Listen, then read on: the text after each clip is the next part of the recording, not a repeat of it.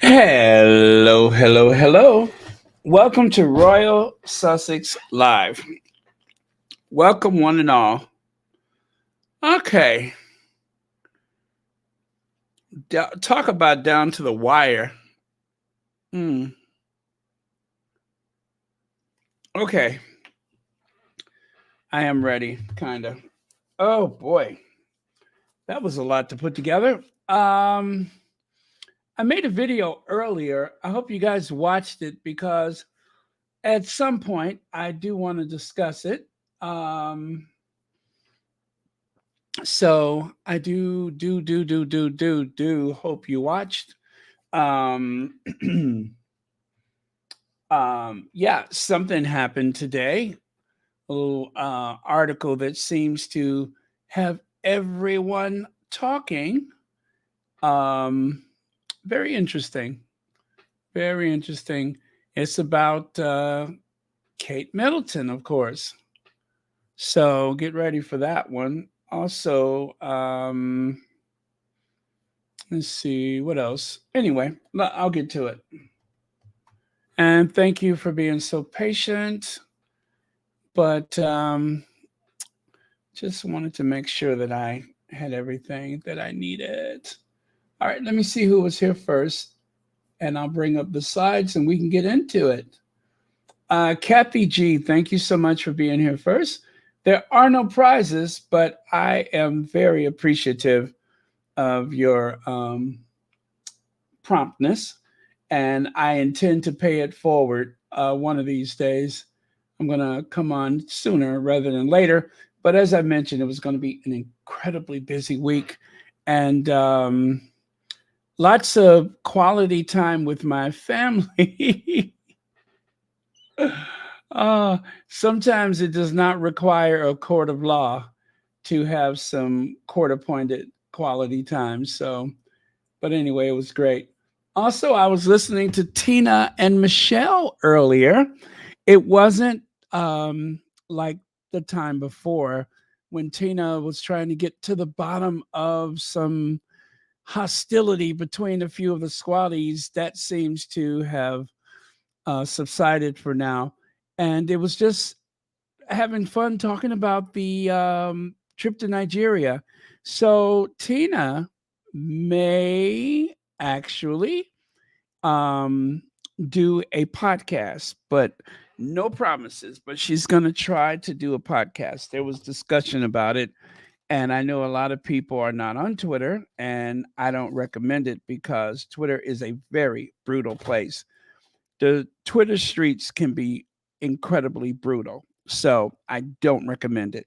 However, um, should that come about, that would be welcomed by, I'm sure, everyone that's listening right now. And if you've never heard of Tina and Michelle, they are somewhat the archetypes of the architects of what the modern Sussex squad is. Um, so it was refreshing to hear her voice. And I tell you, in particular, Tina has sacrificed a lot for the cause just to make sure that there would be a permanent record of what Meghan had been through and also what Harry has been through. So, um, for all of the content creators, thank you so much for continuing to spread the truths that have been, uh, well, they have attempted to bury a lot of these things, but social media is the ultimate game changer. And it things that could have just been explained away and people would say, oh yeah, that makes sense. Well, we're starting to see that. Well, not starting to, I mean, we know from the various online movements, the Sussex squad being one of them, that the old playbook is not going to work anymore. They can't just feed lies. You can't just call yourself a royal expert and get away with these things. So it's a new dawn. It's a new day. It's a new life for me. Yeah, it's a new dawn. It's a new day. And ooh, and I'm feeling good. So there you go. Um, Again, thank you for your patience and let's get on with it. Hey, B10 Pow, it's been a while. Wait a minute. Did that rhyme? While, wow. Okay. B10 Pow, it's been a while. Okay, it almost rhymes. Um, let's see. Josephine Woods. Oh, you missed Tina and Michelle. As do I. I'm sure most of us have our favorite Tina and Michelle moments. And you know what? Someone said to Tina, that they miss Tina dragging people. And that was like, as they say, our finest hour. And my favorite thing of Michelle's is when she does that voice. And every time I do it, I start laughing and I can't do it if I'm thinking about Michelle. But she she did do that voice today in reference to um, going to Birmingham with the Invictus Games, and she was like, "Let's see, I can't do it." But anyway, she used that voice to say, "Will he or won't he stay with his father?" And yeah, so it was great.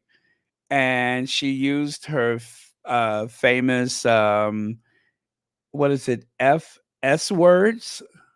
FS. Do you guys remember what she used to always say? FS.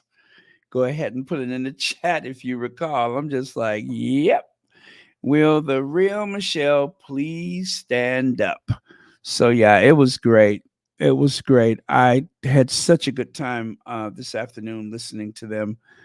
Um, but yeah, it was, and a lot of people were giving them their flowers, and also, um, there were people that were like, "Oh, I still have the tote bag that you sent and the T-shirts and all that kind of stuff." So it was great.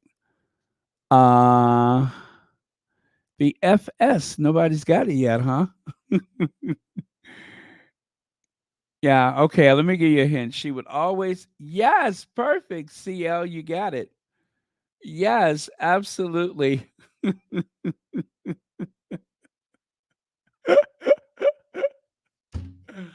Oh, yes, that's it. I heard her say that, and I had this big smile on my face. Forget about all of that. You know what?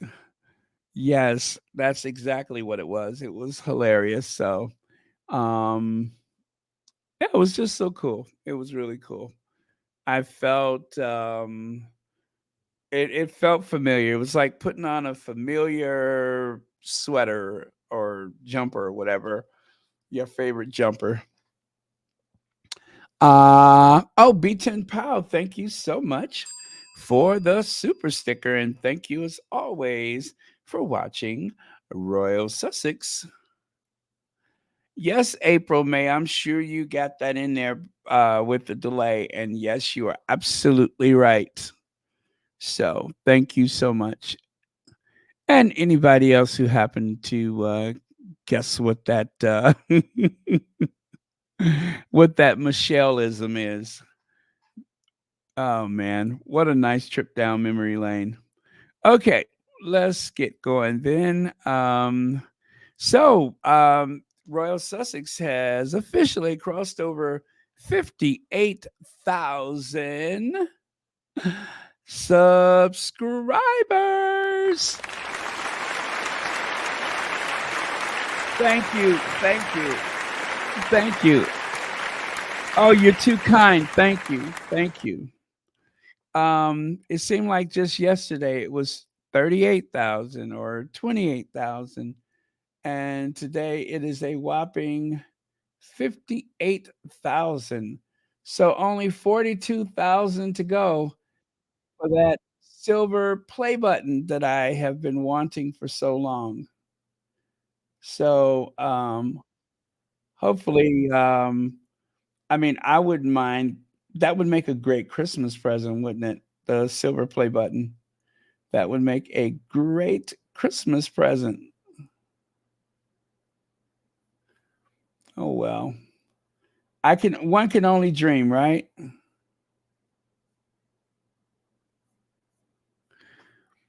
Okay. All right, so so much for that. And moving on. Misan Harriman. Oh my goodness, what an artist. You know, um these beautiful, thank you, Helene Ferris. These beautiful images. Okay, I saw the one on the right side of Diane Abbott, but the one on the right, that's another one.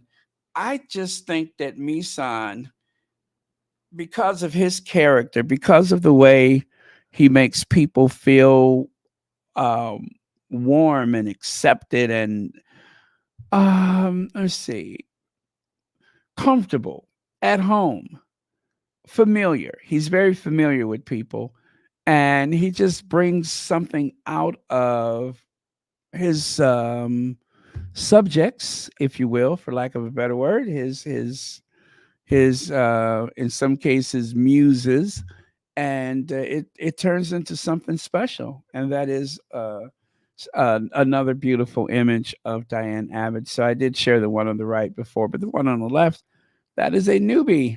And check this out, Lewis Hamilton. Now, I don't know exactly when these photos were taken, but Misan shared those today. And again, well, Lewis Hamilton, he is like a pro at this by now, but still, I think that when he's with um, Misan, it it's still something even more special than the last time. But and I like that. Um, some people that you wouldn't think are necessarily the most photogenic people, but after being photographed for so many times, they know it works. And it's like from one artist to another, they just kind of go at it. In this case, athlete to artist. And Connie Balmer. Hey, Connie Balmer. As you can see, that horrendous cold I had is so far behind me. I'm starting to get my voice back. I think I'm almost there. But thank you, and thank you so much for the supply of Ricola, especially the Ricola tea, that has helped so much. Thank you, thank you, thank you. I cannot say it enough. That was so kind of you. So yeah, again, Lewis Hamilton looks amazing here. Like that jacket he has as well. Oh, okay, Gordon Parks. Harlem Renaissance photos in black and white. Did he direct Shaft? I can dig it. I had no idea. Yeah, Gordon Parks was incredibly talented. And he, just like Misan, was a complete amateur. And I remember when Gordon Parks said that he wanted to shoot women's fashions. And so some well-meaning individual gave him an opportunity, and it was something that wasn't right with the camera, and he had to do it over again. And they were very understanding and very patient because they just saw something in him, right? And yeah, and he was also an incredible talent. Wow. Okay.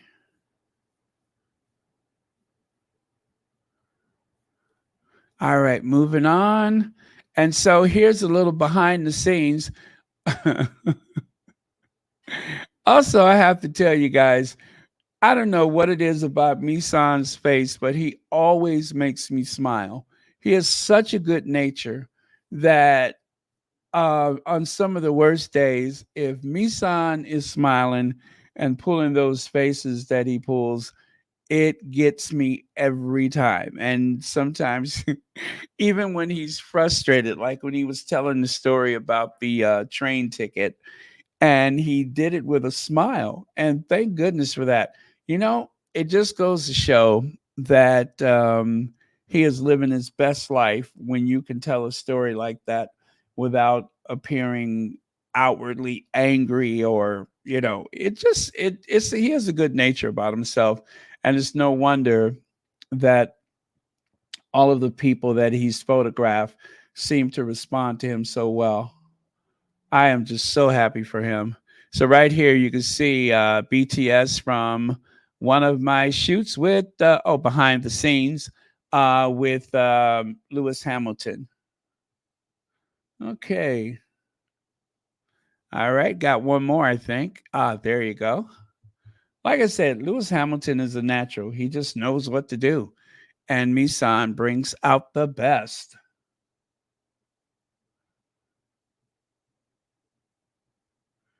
So, hey, Antoinette Kennedy, it's been a minute, I think. And check it out. So again, this photo is going into actually has been accepted as a permanent photo or portrait for the National Portrait Gallery in London.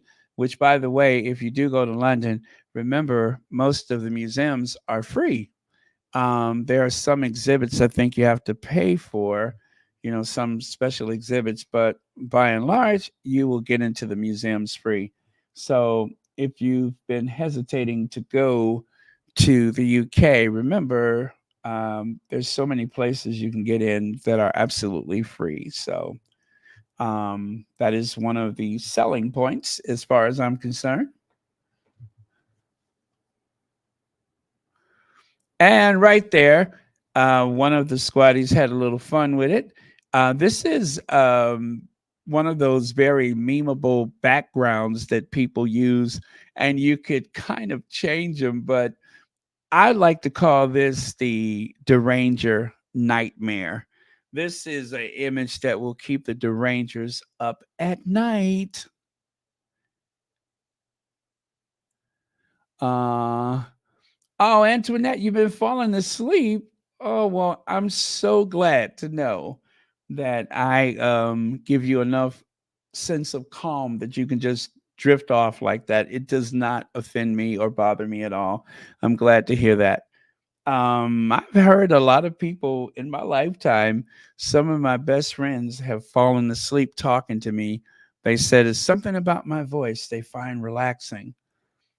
Is that like a very discreet way of saying boring? I think that means I'm kind of boring. I mean, not for you, Antoinette, obviously, but for some people. Uh,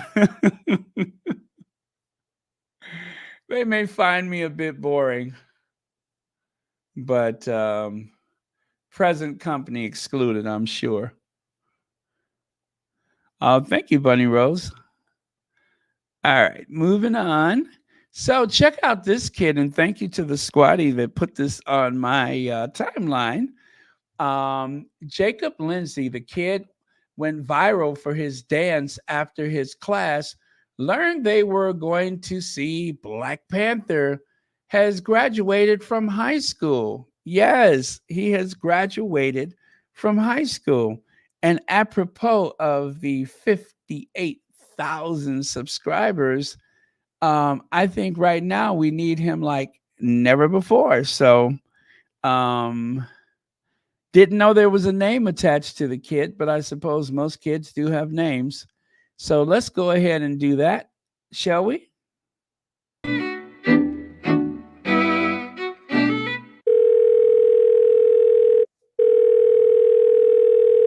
Hello, Ivy here. Hello, Ivy. Girl, The Duchess of Sussex won. Meet me at the Royal Sussex party. Janelle's gonna be there. All right, Ivy out.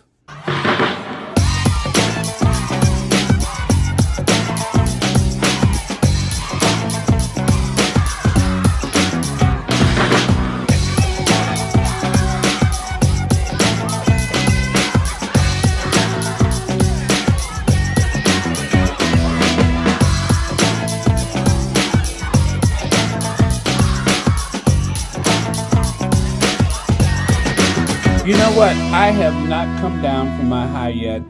As you know, I. All right. How much fun was that?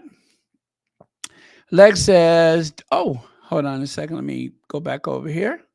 Lex says, do Photoshop photos make it in? Just curious. Ah, well, if there is a Hall of Fame, I mean, didn't they have something called the Razzie Awards and the Rotten Tomato Awards? Then surely there should be some award for Photoshop mishaps. So yeah, there should be a gallery devoted to that. Thank you so much, Lex, for the super chat. All right. Let's see, Baron, you are never boring. Sometimes when you stay up late, often your body shuts down. That's me. Oh, you don't know how many times I've actually dozed off while I was doing Royal Sussex. Sometimes I get hit with a wave of fatigue that is unexplainable. Some people call it baby boomer. I call it a wave of fatigue, but it's really a case of baby boomer. But thank you so much for your kind words. And Connie Balmer, thank you so much for the super sticker. And thank you as always for watching Royal Sussex. Now check it out. Afropolitic Afropolit uh, Afropolit that word right there. Am I saying it right? Politician? Yeah, politician. Anyway, they did an incredible spread. Check it out right here. It says everything Prince Harry and Meghan Markle did on their visit to Nigeria, including that secret stop. What secret stop? Everything secret stop. Anyway, you can see the Duke and Duchess Nigeria tour, Duchess of Sussex, all these hashtags that they use, right? Well, buckle up. Now, this is not everything that happened, but they did a nice overview. It says the Duke and Duchess of Sussex visited Nigeria for a short 3-day tour. This trip marked the couple's first official international tour since January 2020, when they stepped down from the official roles, duties, and responsibilities within the senior royal family. After more than 4 years later, the Duke and Duchess are back on the road, but on their own terms. God, whoever wrote this is beautiful. This means that the trip was not in any way connected to King Charles or the UK government. Instead, the trip marked an opportunity for Prince Harry to celebrate his Invictus Games in his 10th anniversary. Um, Last year was Nigeria's first year in the Games, and the country's highest ranking military official, the Chief of Defense Staff, invited the couple to highlight and reinforce Nigeria's involvement. As this is the couple's first time in the country, it is understandable that the Duke and Duchess would want to take full advantage of the trip and is schedule setting the tone for any international tours they may or may not have planned in the near future. In order to do that, they utilize their Archwell Foundation, which operates under its mission and goal to show up do good. Show up and do good. Yes. Okay. So, they said what they said. Okay. And wow, a little delay over there. All right, so that is what they wrote about these.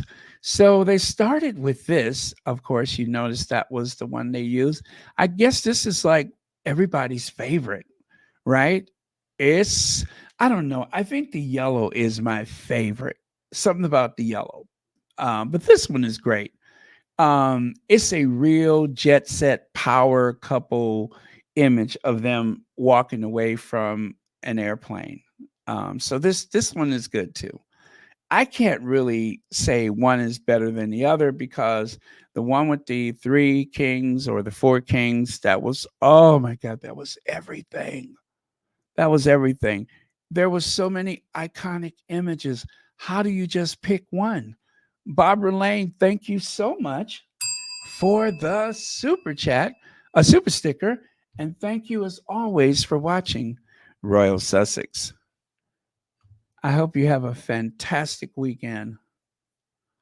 So, some of these, fortunately, are in a nice collage, but that is how it started. They got off the plane, and Meghan, of course, was wearing beige, and the aunties put a stop to that as soon as somebody could take her to the side and said, listen, we're not hiding out anymore. You're here. And so she got the memo and she introduced some colors. But, oh, sorry, I was trying to do this. And of course, the wives of the military officials. Oh my goodness, they were great. I loved um, the aunties. I just love the aunties. And of course, there's Misan right there in the background, but I love the aunties.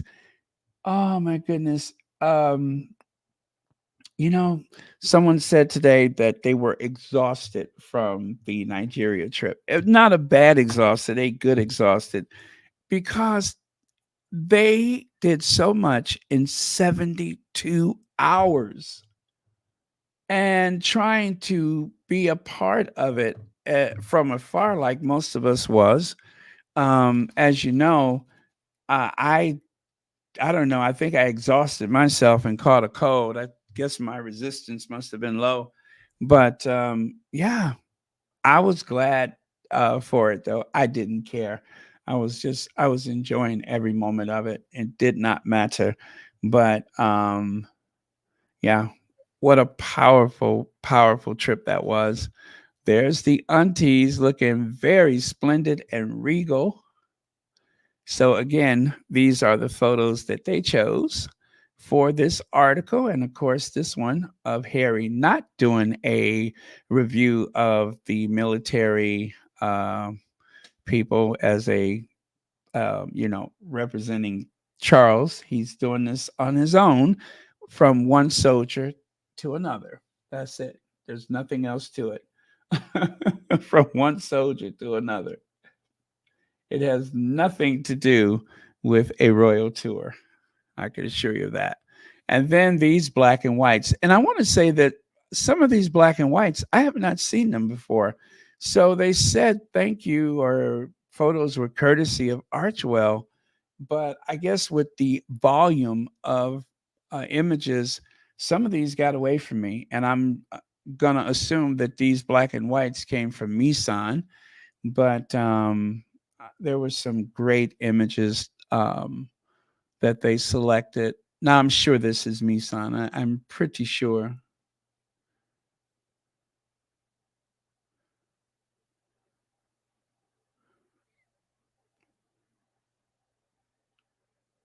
Yeah, yeah. It. I was worried for them. I was worried for them. I couldn't understand when and where did they sleep. I was worried for them, and I have always been concerned since they left the UK. And Harry was like doing one thing after the other. I'm just like, oh my goodness, I hope he's not going to spread himself too thin. But you know what? A man's got to do what a man's got to do. And for Harry, working as hard as he has, and coming from that life of privilege, even though it was more privilege for others than it was for him, but coming from that life of privilege, he really did do a great job of proving himself, whether he was trying to do that or if it just happened. I'm going to assume for him it just happened. He doesn't seem like the kind of person that has to prove himself, because he's just a doer. And when you're a doer, you don't worry about what other people think, you just do.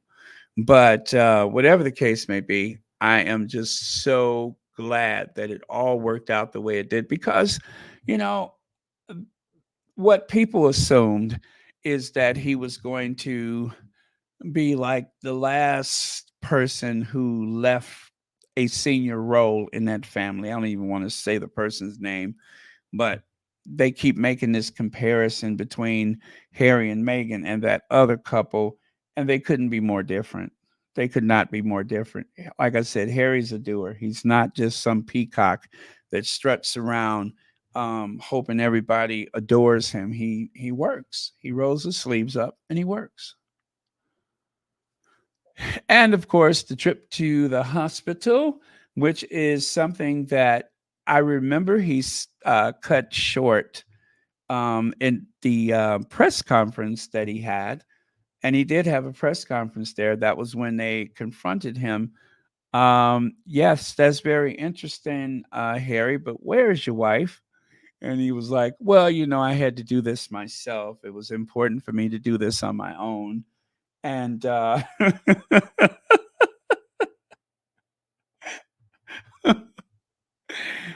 man, they grilled him. Now, if that is any in any way a reflection of the type of shall we say culture that one could expect from Nigeria, I am here for it. I hear that people from Nigeria are very direct. There's no putzing around or no mincing words. Where's your wife? I would look forward to that. I would look forward to that. It kind of reminds me of my first time in New York, and I got yelled at by some New Yorkers. I felt so part of it. I'm like, yes, yes, I just got yelled at. I feel like a New Yorker. Yeah, I'm very much like that. If that's what you can expect, then I want to be a part of it. So I think I told you guys the story, didn't I? I took a New York taxi, and it was my first taxi, and I was excited to be in the yellow taxi in New York. And when I exited the vehicle, I swung the door out and hit another taxi. So that driver started yelling at me, and then the guy driving me yelled at the other driver, and then they were yelling at each other. And I'm just sitting there with this big smile on my face. I'm like, yes, I'm in New York. Everybody's yelling at each other, right? I could not have been more happy. I felt complete. And yes, I know this is Misan. And you know what they say, New York, New York. If you can make it there, you'll fail every place else. I'm not sure what that means, but I think it's funny. If you can make it there, you'll fail every place else. And of course, you know what? You know what? Just for fun, let me see if I got those handy. Just for fun, let me see if I got those handy. Uh,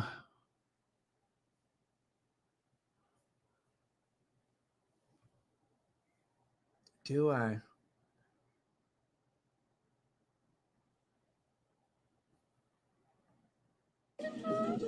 Okay, yeah, we'll do this one. We'll do this one for sure. Okay, let me do this one because this one was fun.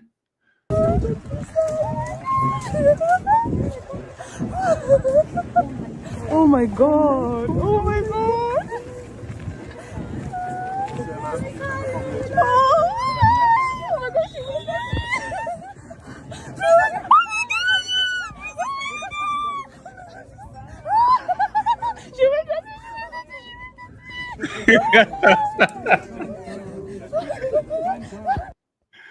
Oh man, that was a riot. That was a riot. So yeah, that was when they had the sit down volleyball. Yeah. And this does so much for those people that have found themselves injured, right?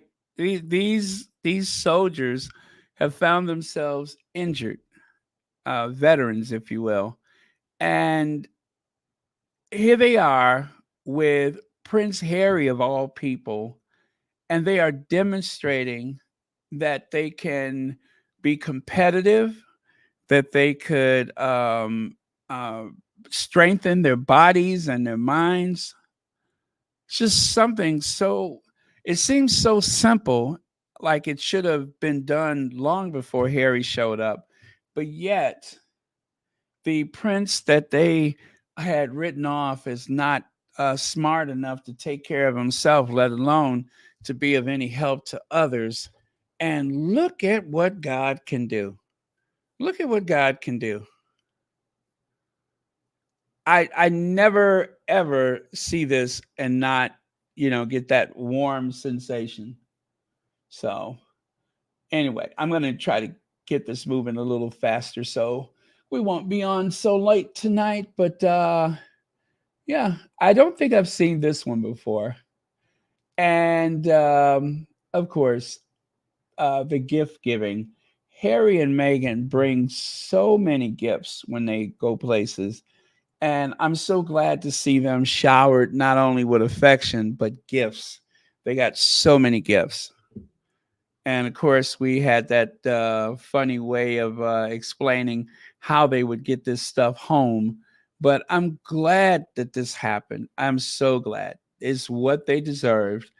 And there was a reason why they were invited. And I think that whatever the expectation was for the Sussex's visit, they got 110% of what Harry and Meghan has to offer. And this is why other countries are like, yeah, we want in on that. We want you to come and visit us. That is why. That is why they actually had to take their stuff home like this, right? That is why they had to literally um, tie stuff on top of the plane to get all those gifts home.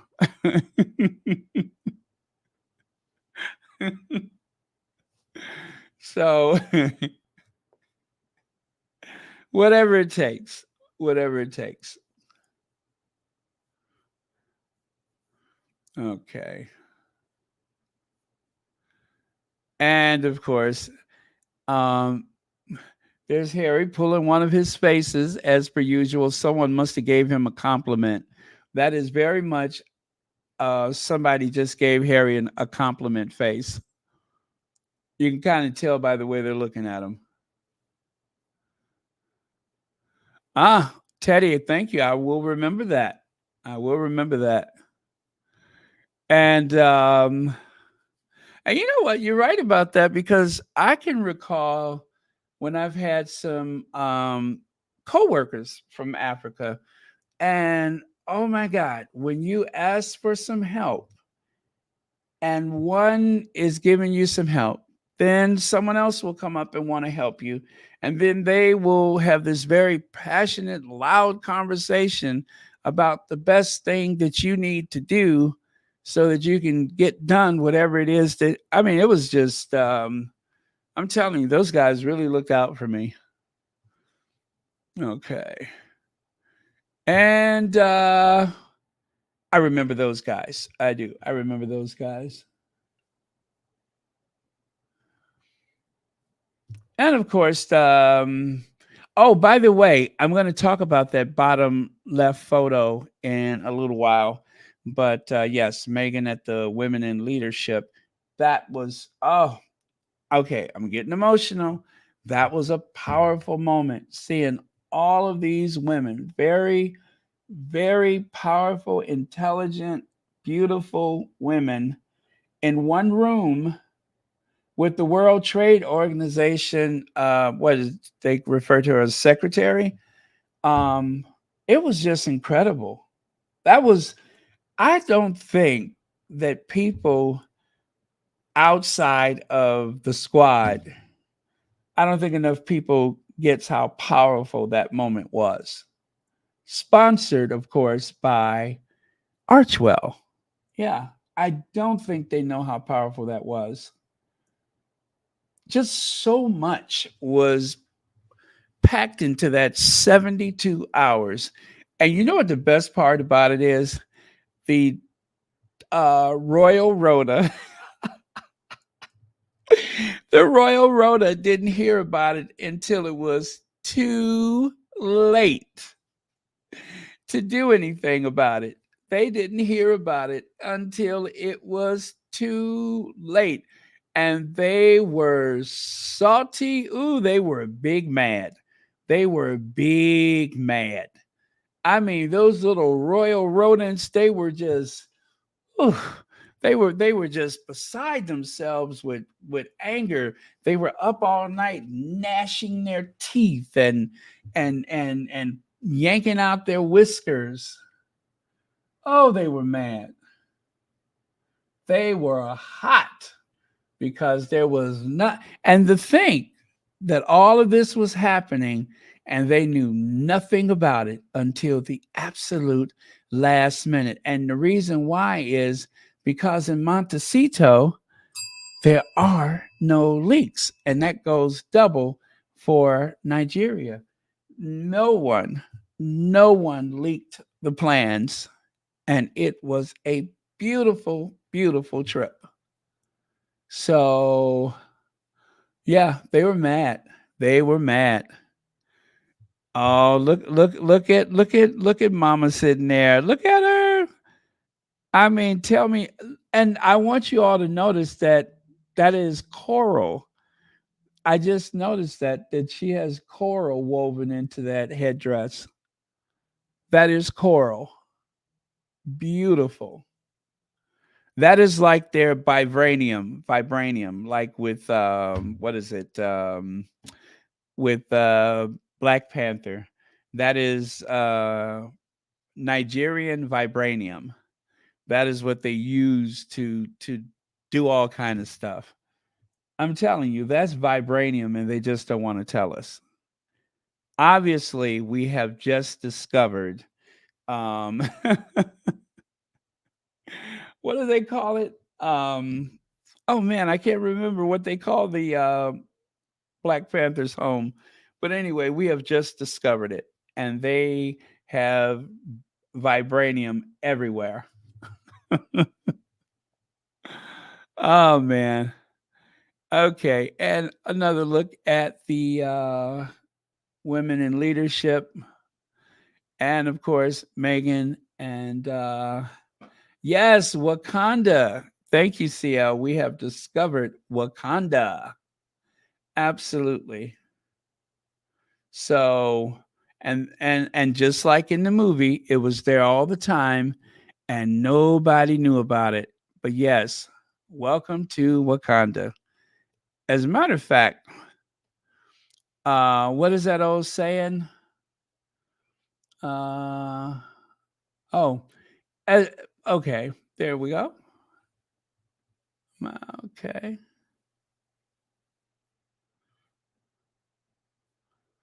Yes. Okay, this is going to be fun. Wait till you see it. Wait till you see it.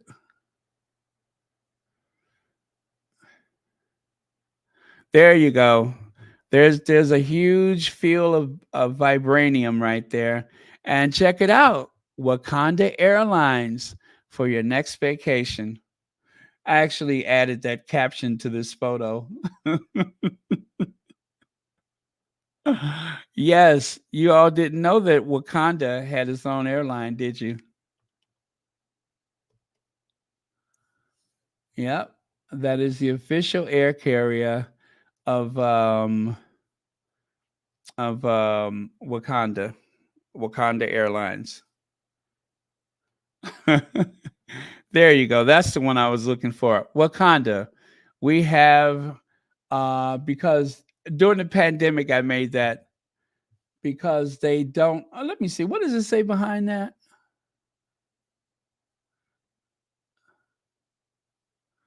I think I messed it up, didn't I? Oh well. I can't see behind my was he there, but anyway, we have the I think it's supposed to say we are something free. I think that's what it says. No, we have the pandemic cure. That's it. We have the Wakanda. We have the I don't want to say the C word. We have the pandemic cure. That's what's behind my watermark. There you go. Yes, during the pandemic, I had so much time on my hands. I had nothing else to do but be creative, like coming up with stuff like this. Just think, everybody who goes to Wakanda, you could walk in there out of shape, and when you leave, you're going to look just like that couple right there. Let's see. Oh, AK. I don't know if I could say your name, but thank you so much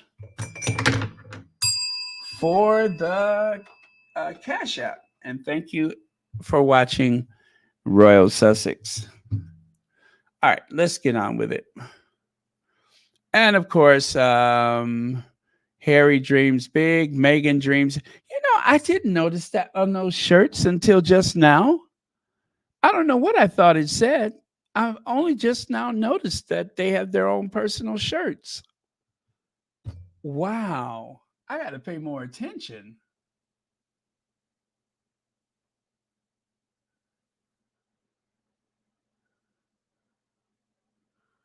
Um, oh, I'm sorry. What is that, Lydia? I'm kind of preoccupied, but what does it says there? Okay. Good idea. Yes, I will ask Baron about those. We have better. Okay. All right. Whatever that is, absolutely. Okay, let's go. And then there's this and this. Yeah, we definitely seen these before. And this. And I love this one right here. And this. And of course, there's the yellow. And this. Love that one. And this. And of course, yes, we're um Nigeria Unconquered. Love that. And this and this. This one I have not seen before, but I'm loving it. And this one, I don't remember Meghan being on the stage, but that is very cool. And of course, this one right here. These are the youth leaders from Save the Children. I believe those were the two youth leaders that had that conference where they sat with Harry and Meghan. And of course, this was the meeting that we did not know had actually taken place until what, a day or two after they left. And I'm just like, how did they manage to go and meet with a whole nother group of people? How did they squeeze that into 72 hours? That is amazing. That is amazing. Now, I have a sound bite for you guys. Actually, I have two. You're going to love it. You are going to love it. Oh, wait. What did I do with my speaker? Oh, Lord. Hold on.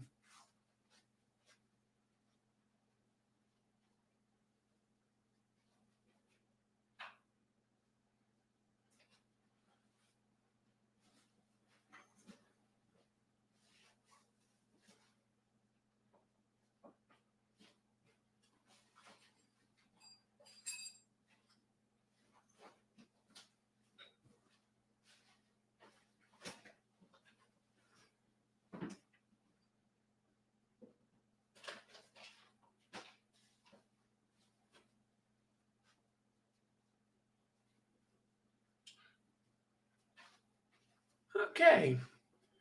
And I don't know what I did with the speaker. Well, it may sound like crap, but let's see what it does. I'll try something else this time. It may sound like crap, but let me see if I can work this out.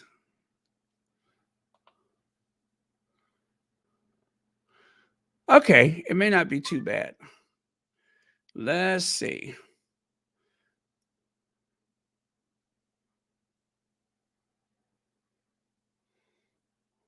Also has made a name for himself outside of his family. Even before his mother became Prince Charles, now King Charles' official wife and queen, the Parker Bowles family is, aristocratic to some extent, but he's left all of that to build a thriving career for himself. And it's just ridiculous that on one extreme, you have somebody that is directly related to the current queen, right? Visiting as himself, having a good time, mixing with people, stayed here for about 3 days. And there was nary a peep. Not one word was said about his safety. And then somebody who came at the behest of our Ministry of Defense. We are now making all of this noise about Nigeria being unsafe. I think, I segue a little bit. For some of us that have read the Daily Mail extensively, the presentations of white football players, for instance, are clearly different from black players. So you find a Raheem Sterling who buys his mother a house. They find a way to make it crime related. Oh, Raheem Sterling, who, by the way, has a tattoo on his leg, wears a lot of bling bling, bought a house for his mother. And then a white guy, goes on a drinking binge and they call him fun loving. So you see all these pockets of racism, of intolerance, of deliberate misrepresentation just to push an agenda. So the agenda now is that there's nothing that Harry and Meghan can do. Somebody has poked the bear. Somebody has awakened a sleeping giant. And that, of course, is the Royal Rota. The Royal Rota. It's not the British people, it is the Royal Rota. They have poked the bear and they are responding. And they're not being, using profanity. They're not threatening anybody. But this is not the type of Nigeria that they recognize in the Royal Rota. They have decided to go to the dark side and use all of these colloquiums and all of these loaded comments, dog whistles, and otherwise to try to paint this very bleak picture of uh, if not one of, but if not the most prosperous country in Africa right now. The largest army in Africa. This is modern day Nigeria. This is not that outpost of the empire. This is modern day Nigeria.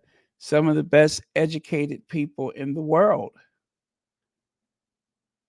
Right? So it's not so, when people don't have education, it's easier to subjugate people that do not have educations. It is easier to rule over and abuse people, but there's just, I'm just trying to say, Nigeria has too much sense to be bothered with that nonsense from the Royal Rota. And they're doing all of this to try to smear Harry and Meghan's character. And to do that, they're willing to risk insulting an entire nation of people. It just doesn't make sense. Could the hatred in someone's heart be so full and so awful that they would risk offending an entire 250 million people to do it? I'm afraid that I'm not afraid. I'm glad to say that those people are going to be dealt with. I don't know how, but the Royal Rota, they have been falling one after the other. A lot of them that were making money, around 2020 are finding themselves scrambling to try to maintain their mortgages.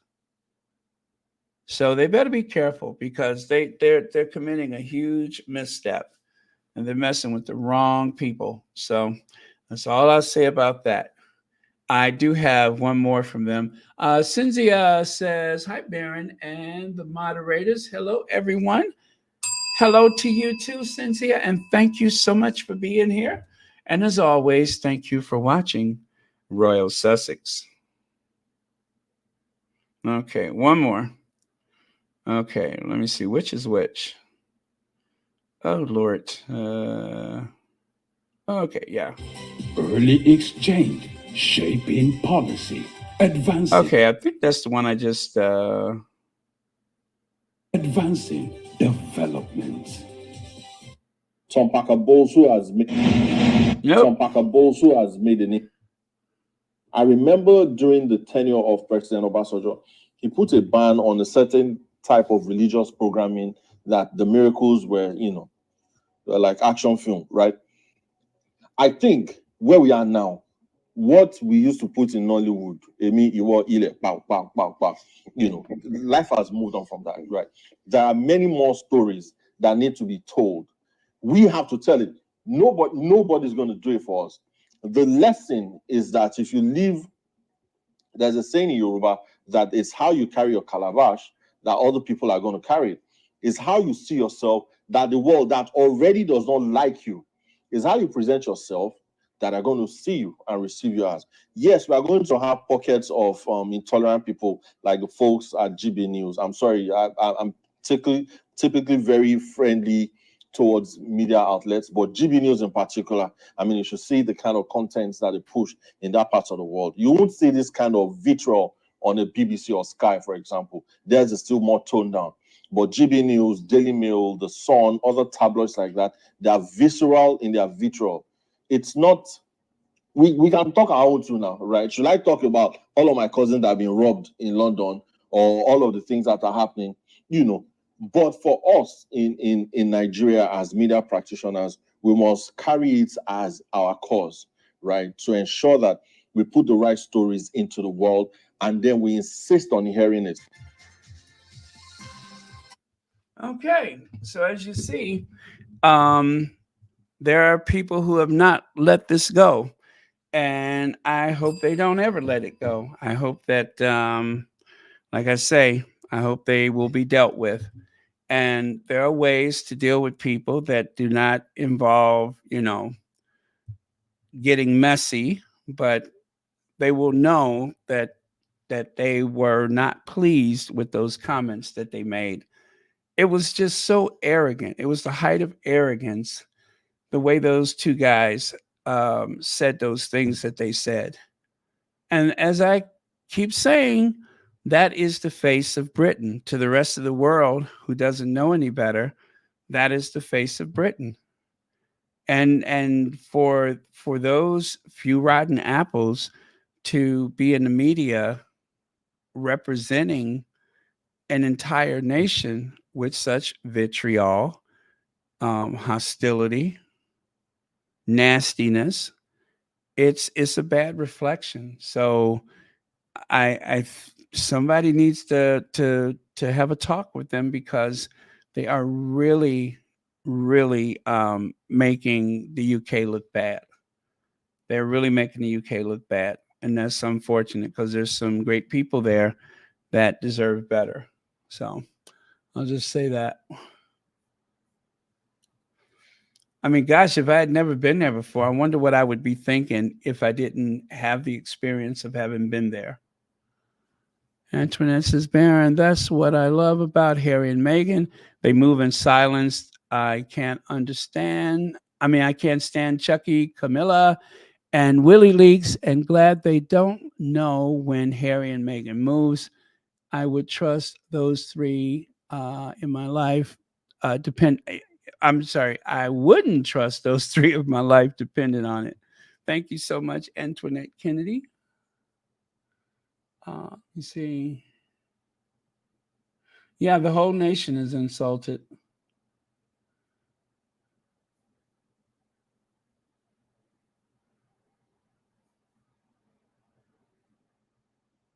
Yeah, I know the one of the news groups in Ghana had some words to say. So um, yeah, it's a new day, and there is a great deal of African pride that is so much stronger today than it was 10 years ago, and you know.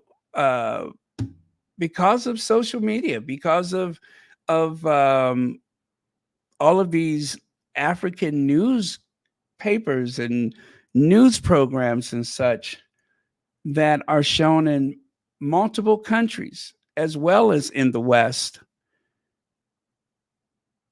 people are going to be well aware of what's been said and who said it. And they're just not going to get away with that. They just simply are not going to get away with that. Okay. Oh, I guess I do have another soundbite for you. There is our good girlfriend. Oh my goodness, her name is covered up. But you know, the one that always says, "Have a nice day." Anyway, King Charles reportedly discussed, oh God, I hate to say it, stripping Harry and Meghan of their royal titles after Nigeria trip. I was waiting for that. I was actually waiting for that. Don't know how far that's going to go, or if are they just floating it out there to see if they can get away with it? That's also a possibility. Has reportedly been considering stripping Mother and Daddy Sussex of their titles after the Nigeria trip. You know what I say to that? Do it, Daddy Sausage Fingers. Do it. See where the chips fall at that point. I mean, because at the end of the day, they're still going to be talked about by the British media every single day. Every single day, the British media, the trolls, the lunatics, and the derangers spend their entire day talking about Mother and Daddy Sussex, whether it be in a good way or a bad way. It's Mother and Daddy Sussex on the tip of their lips more than you, Lord Voldemort, Mumbles, and the rest of that family over there on Saltine Island. So go ahead, strip them of their titles, because all you're doing is exemplifying them even more, making them more popular than they already are, because y'all keep talking about them every single day. So go ahead, strip them of their titles, because they're still going to outshine you on their worst day. I mean, how you hate from outside the club because you can't get in. Y'all have a good day. So I see that it's being reported that Daddy Sausage Fingers has reportedly been considering stripping Mother and Daddy Sussex of their titles after the Nigeria trip. You know what I say to that? Okay. Sorry, I couldn't find how to turn that off, but got it. So, one thing I'm sure of is that if that happens, Charles will do it. It won't be William, it'll be Charles. Charles will do it before he dies so that William doesn't have to be the heavy, because William is going to have to carry the royal family's popularity, what's left of it. So if it happens, it will be Charles that does the deed. Still, um, people are just going to refer to Meghan as Princess Meghan. And everybody knows that. And that is what the Royal Rota, a couple of the people in the Royal Rota has warned that if they do that, it would be a bad idea, because people are going to refer to Meghan as a princess, and they will create more problems than they could ever possibly. Well, it doesn't really solve a problem. They'll just be creating a bigger problem for themselves. Lex says it takes an act of parliament, not the monarch, They just do this every now and then to pretend they have some control. Petty, petulant prince, bitter, bitter. And you know what? Someone needed to say it. They're bitter, bitter, bitter, bitter. Right? Bitter. And somebody needs to say it. Bitter. Bitter, bitter, bitter. Thank you so much, Legs, for that reminder that it does take an act of parliament. And I'll tell you what, with the elections coming up, they're not going to be interested in doing anything of the sort for the time being. So if they could coerce members of parliament to do that, some of which have titles of their own, that would be interesting. But again, it would only serve to make Harry and Meghan that much stronger. And just like with the no half in, no half out, we didn't know what a favor that was going to be for them. And it's been a tremendous favor. So go ahead, strip those titles. Now, Abiki Dabiri, throwback to the unforgettable visit of the Duke and Duchess of Sussex to Nigeria, where I had the pleasure of presenting them with a gorgeous hand-woven Asuki fabric. Well, I shared this yesterday, right? Well, take a look. One of the squatties dug out this image. Always the charming prince and the perfect gentleman when the Duke of Sussex helped Honorable Dr. Abiki Dabiri up the stage. And he did. He was quite the gentleman. So there you go. That's right. Just call him Harry. That's what those two youth leaders said, that they were, the first thing Harry and Meghan said is just call us Harry and Meghan. Yeah, they dispelled any pretense of formality and said, just call us Harry and Meghan. And, it wasn't long after they left Narnia that Will and Kate were trying to use that just call me Will. Just call us Will and Kate. Yeah, they tried the same thing. Didn't really fit. They're too pompous to be just Will and Kate. Thank you, Andrew Burrow, for reminding us about that. All right, so here we go. This is the part I was looking forward to. Exclusive. The Princess of Wales will probably not appear in public for the rest of the year and is being surrounded by her birth family as she continues a course of preventative chemotherapy, having been diagnosed with cancer earlier this year. What the frappuccino does that mean? Henry VIII, who has taken a leave from her channel for some time due to childbirth. I can't wait for her to come back. We need her now more than ever. But Henry VIII says, is it normal for a news outlet to clarify a married woman is surrounded by her birth family, asking for a friend? Those are ominous words if I've ever heard. Surrounded by birth family. Every time I've ever heard that their family is with them right now, it wasn't long before plans were being made, okay? If we see them out rehearsing with horses this weekend, we'll know something is up. Y'all, that don't look good. That doesn't look good. There is something very, very ominous about that her family, from what and the reason why I made that video from the article, which was printed in the Daily Beast, is because I wanted you all to hear it word for word, because there's always the chance that on my own I'm going to miss something, and I didn't want to miss anything. So I was hoping that collectively we can figure out what they're talking about. But that sounds very strange. That sounds very strange. What are they saying? What does that mean? Where are they going with that one? It seems so, it just seems very that way.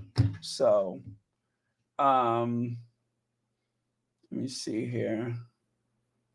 Oh, okay. I created a bit of a problem by doing it like that, but let me see if I can mitigate this by moving it over here. Okay, that's going to take a minute. So, we'll just have to wait for it. But let me see what your thoughts are about that. Her family, her birth family, her birth family. Yes, it sounds weird. Yes, it is oddly specific. It is. And if you don't know what the let me see. Where's the headline? Oh, okay. I'm sorry. I got it right. Where is it?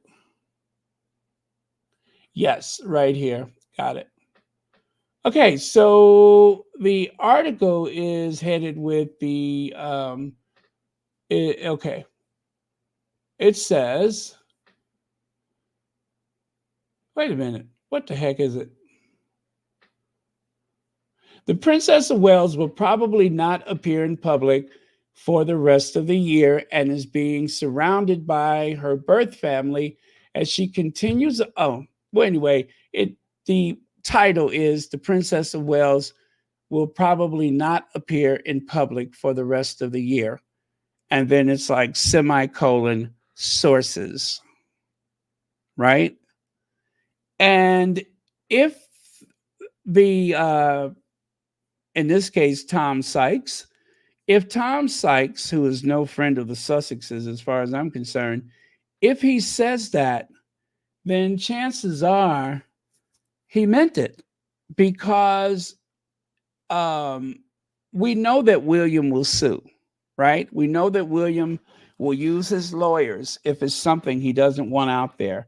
And this is why the Spanish media, this is why people believe them, because if they are wrong about Kate being in a coma, it has been alleged, then the Palace's lawyers, Kensington Palace lawyers, would have been all over them like a cheap suit, pushing back and threatening and, writing those cease and desist letters and threatening to sue.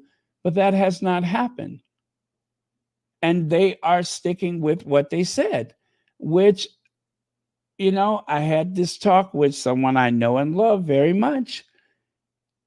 Do you think that could actually be AI? Isn't that going just a little bit too far? And so I just stopped talking about it. I just stopped talking about the bench, that Renaissance Jesus thing that she did. I just stopped talking about it because nobody believes that it could possibly be AI.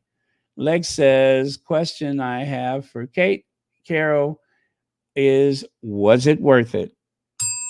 Oh, there you go. Was it worth it? Was it worth it? This decades long pursuit, right? It took a decade. And Kate was no kid when they got married. I believe she was over 30 and had been around people. Yeah, I'm going to just say people. Had been around enough people to know what was going on. So she cannot use the defense of naivete. She knew exactly what she was getting into. And as a person who studied that family, and I do mean studied that family so that she can ingratiate her way into it, she and her mother, then they knew exactly what to expect. There had probably been some extensive negotiation with the family. And well, now they're in the thick of it. Let the buyer beware, right? Let the buyer beware. Okay. All right, so I did move it, but where the heck did it go? Huh. Interesting. Let me try that.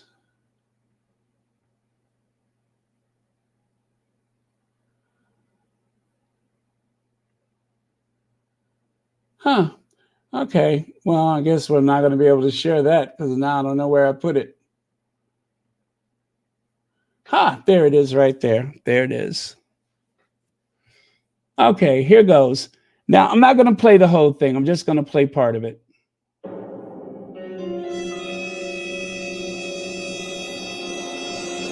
Oh. Okay, that wasn't right. All right, let's get into it. And I made it as dramatic as possible.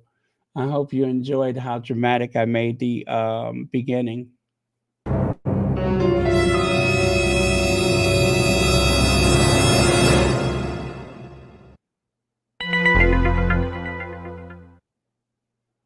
A source told the Daily Beast that Kate Middleton's diary for the year was empty, adding they would not rule out another video message updating the country on her health. The Princess of Wales will probably not appear in public for the rest of the year and is being surrounded by her birth family as she continues a course of preventive chemotherapy, having been diagnosed with cancer earlier this year. Royal sources and friends of Kate Middleton and Prince William have told the Daily Beast. Kate and her family are expected to spend next week, which is a school holiday, at her and William's country home on the Sandringham estate. Her parents, to whom she is close, are thought likely to visit her. William is expected to devote even more time to his family over the next 6 weeks, having been unexpectedly gifted time off after the royal... Okay, her parents are likely to visit her. Have they not been seeing her up until this point? Have they not spent time with their daughter up until this point?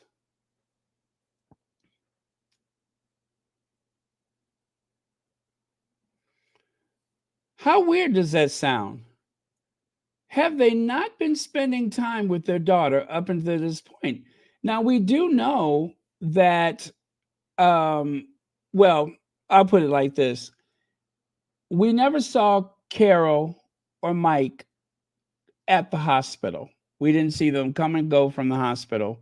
That would have been newsworthy because that would have demonstrated that there was this huge outpouring of support. Now, listen, I heard that thing that they said about wanting privacy and that they told the reporters to back off from the hospital. I don't believe that. That would have been too newsworthy.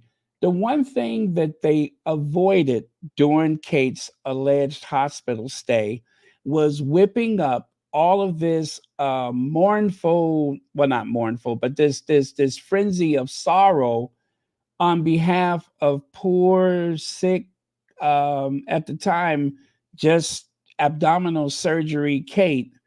Why would they not use that to their advantage? As though she wasn't in the hospital, or as though they did not want people to think about it too much. That's what doesn't make sense. It went from William will bend heaven and earth to be there for Kate. And then we only saw William once. We didn't even see him leave. We just saw him driving toward the hospital with what appeared to be Christian Jones, possibly in the next vehicle, someone who I think William has been incredibly wink, wink close to. You bring your PR advisor to visit your wife in the hospital? Who does that? Who does that? or did you bring a shoulder that you could lean on during this time of trouble? I know who would do that. So again, we never saw anything of the Middletons at that hospital at all. The only known visit that we can reflect upon is Charles allegedly went to her bedside while he was in hospital himself. And Camilla, not Camilla, but William, that one time. And then, as far as we know, he never returned to the hospital. And also, did he wish her happy birthday? Or was it Mother's Day? I think it was Mother's Day. He didn't even put out a statement for whatever it is. William has been shockingly quiet about his father's illness, his wife's illness, and a few other things along the way. Oh, I'm sorry. Let me go to this next one here. Cynthia says, oh, wait, let me. They made a pact from the beginning, and Kate was supposed to be queen. She just sat, did not know whom she was truly marrying. Thank you, Cynthia. She did not really have a good understanding. Get in was the only thing that they had in mind. I do believe that the Middletons were lured into a false sense of security, that they were in control of the situation, that they had a great deal of leverage over William. And I believe they were shocked to find out that they were not the ones in the driving seat. It was the person who has the deepest pockets. You know, the old saying, the man with the last words is the man with the deepest pockets. William allegedly bought that house for them in Buckleberry with the money Diana left. They said he kind of blew through whatever money he got from Diana, um, because he knew he was going to cash in big time with the Duchy of Cornwall. And eventually, when he becomes king, the Duchy of Lancaster, right? So those are his two big paydays. He had no reason to be conservative with his spending. Allegedly bought the house for them. So maybe that lured them into a false sense of security, that they were somehow controlling William, you know, letting leak the story about him laying with his head in Carol's lap, the mom that he needed or never had, or all that other nonsense. So, anyway, thank you, Cynthia. I'm going to try to see as many of your comments as I can. Let me see. Mm. Mm. Yeah, it doesn't seem like she was there. And if someone was trying to get to her medical records, maybe they were trying to prove that she was never there, allegedly. Okay, let's continue. Royal family said they would be stepping back from some engagements to avoid distracting from a snap UK general election called this week and due to take place on July 4th. One source said they do not expect to see Kate back in any kind of public-facing role in the medium term, adding it was possible she would remain absent from public life for the rest of the year. The source said, "Lots of people involved in planning need to know what all the principals are doing a long way in advance. I am told that Kate's diary for this year is empty. There is nothing planned. She may not appear in public for the rest of the year." The Daily Mail's Richard Eden. There's no way that they can take Prince out of Harry's name. They can take the Duke of Sussex title, but they can never take the Prince out of Harry's name. They seem to, if they were somehow able to do that, and I don't believe that they will, but if they were somehow able to get a consensus in Parliament to do that, those little titles, you know, there is no Duchy of Sussex. There, at least there's no land granted to the Duke of Sussex, right? It's not like being the Duke of Cornwall. You don't get any land. You don't get a financial portfolio. It is an honorary name, right? I don't think that the Sussexes, they may have gone to Sussex maybe once or twice, but it wasn't in the capacity of representing Sussex. They don't usually do that. The Duke of Edinburgh, that is a pretty important, title because of the importance of Scotland to the royal family. But that the only reason why Harry would fight for that title is because it was a gift for his grandmother. So that I think is worth him fighting for it because it was a gift from his grandmother. And I don't think it's right to take things away that has been gifted to him, even if it is, for the benefit of Charles getting even and looking strong and decisive. It's so petty and childish. Anyway, let's get on to Maureen. Let's see. Charles sure has a lot of hair to have so-called cancer. Shoot, he has more hair than William. Since, yeah, you're right about that. It seems that he looks like the national geopet. He looks like the King Charles geopet. He just keeps growing hair, doesn't he? He just keeps growing. It's like that old Cher doll that you could make the hair grow by turning the key, and the hair would get longer. And then you turn the key the other way, the hair would get shorter. Yeah, we got to see if Charles has a big key in his back next time. But thank you so much for the comment. The super chat. Reported Thursday that Kate's friends have told him, we might not see Catherine again until the autumn, and only then if she has recovered fully. Asked how the palace would deal with the inevitable resurgence of conspiracy theories and speculation that a protracted absence would provoke, the Daily Beast source said, I would not rule out another video message updating the country on her health. That proved to be a very effective way of keeping the conspiracy theorists at bay. It wasn't just a video message. It was alerting the world about cancer. That is the reason why the world was kept at bay, is because they made everybody, they made some people look like they were being bullies, picking on someone who is supposedly ill, allegedly ill with cancer. That didn't go over too well. So, as I've said time and time again, that was a stroke of genius. Whoever thought of that has definitely sang for their supper. You could not have come up with a better scheme if you tried, which is incredible considering how many fails that have come out of Kensington Palace. They finally got something right.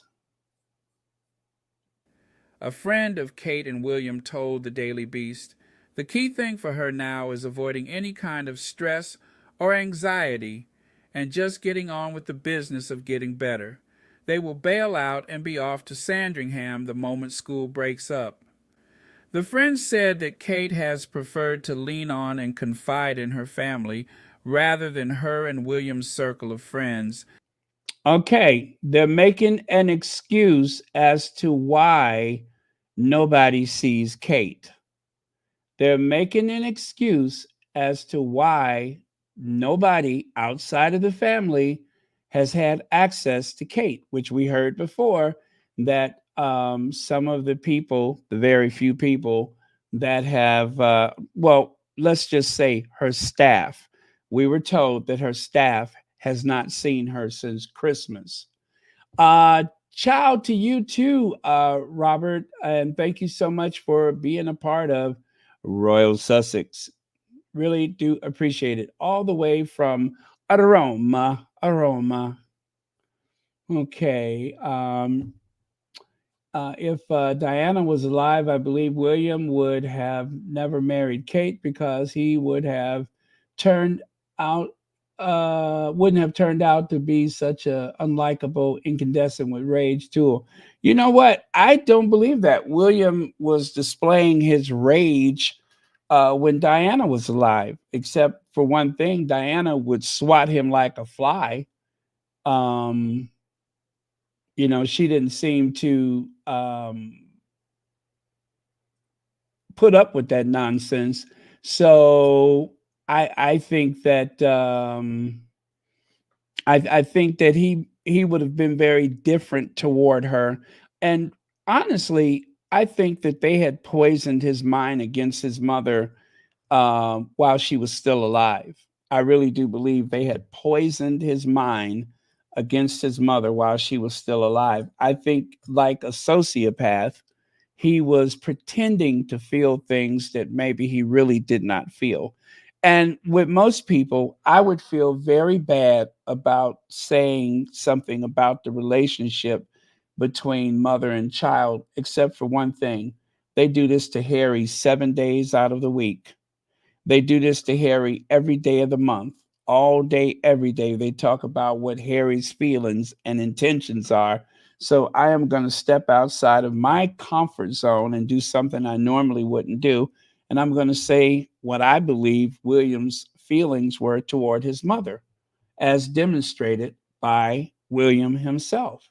I don't believe that he had enough compassion, enough respect for his mother. I think his mind had been poisoned by that institution probably a few years before Diana died tragically and mysteriously in that tunnel in Paris, to the likes of which there has never been any satisfactory explanation. I said what I said. Okay, let's continue. Many of whom will be at the Duke of Westminster's wedding next month, along with her husband, who is best man. They said, "The circle of trust is tiny. She has been surrounded by Carol and Michael, and Sister Pippa and Brother James have obviously been there for her as well. They are an incredibly tight family." Again, Pippa went to the beach. That guy has been flogging that dog food all over the place. And let's see what else. And of course, Mike and Carol Middleton, we have not seen any indication that they went to the hospital to see her. And from the sounds of this, remember, they said that the Middletons will probably come to Anmer Hall to visit. Are they just now spending time? I could understand if they said that Mike and Carol was coming to Anmer Hall to see the grandchildren, but that is not what they're saying. They're saying that they're coming to spend time with Kate. There's a difference. The wording of this, and I believe that because there is an embargo, because they have been silenced by whomever, the unseen hand has silenced these reporters. I believe that the Daily Beast, even though I don't like the Daily Beast, I believe that they're saying things that needed to be said some time ago and no one is saying it. And that even at this point, we're still forced to read between the lines. Since Kate is facing a life-threatening illness, wonder if she had time to reflect and feel remorse for making Meghan miserable. Thank you, Lisa Glaze, and thank you so much for the super chat. I should hope so. I should hope so. I hope that as part of the healing process is identifying the role that she played in the alleged loss. Well, let's put this properly. The role that she may have played in the loss of an unborn child due to the stress and strain that had been placed upon the Sussexes. And I'm not blaming her solely. I'm blaming that entire institution and all of their little flunkies for that. But they were so heavy-handed with the Sussexes that unfortunately they lost an unborn child. And of course, the derangers and such, they make the excuse, oh, she was a geriatric pregnancy and such and such, such and such. These are modern times, and being a geriatric pregnancy does come with its risk. But however, Meghan being in perfectly good shape, she does yoga, by the way. There was no logical reason why that happened other than the good old fashioned stress and strain and pressure, especially when someone is using your paternal side of the family to target you, when someone has taken security away from your husband, something that has never happened before, when all of the hate campaign has you up at night wondering, am I safe? Is my son safe? Are we safe? People want to hurt me because of lies. And all I can say is, who benefited from the hate campaign? Who got the most benefit out of this hate campaign? Because if we could identify that person needs to be the one that has remorse. And that person needs to go and apologize to Meghan, unreservedly apologize to her. Because the more they were stepping on Meghan's character, the more that a very mediocre individual seemed like some type of genius, something that we know is far from the truth. It only helped to build a character that did not exist. So I do hope that time has been taken to reflect upon these terrible deeds that were done to Meghan. I do hope so. And that's the whole reason why we have that video, however it was created, of someone sitting on the bench looking like Renaissance Jesus. Is the reason why we have that is because too many people were saying, what about Meghan? How did you think Meghan felt? Was Meghan bullied? They shut that down. They weren't just trying to shut down the laughter, and there was plenty of people laughing at the institution, but they also wanted to shut down the question, what about Meghan? That could not go on.